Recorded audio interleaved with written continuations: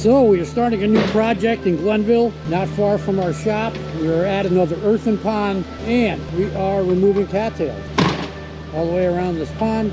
Alan has got a start already. He's got some of it out over there. He's cleaning out the stream that feeds this presently as we speak.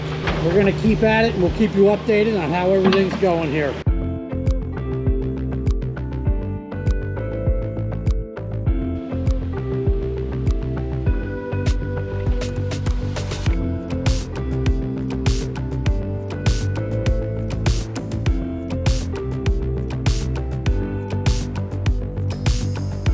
So we've started ripping out these cattails, and we need to get to that side, and that bank is so steep, we're not sure it's a good idea to actually bring the machine over there. So what we're going to do is lower the level of this pond so that area will dry out, so we'll be able to track through there with some plywood. So let me show you what Alan's got going on here now on the other side. So how we're going to achieve lowering this pond is, this is the overflow. When this pond fills, what happens is it overflows here and goes out the drain. So how we're going to lower that level is Alan is going to hook this out here, and we're going to try to bring this level down about a foot.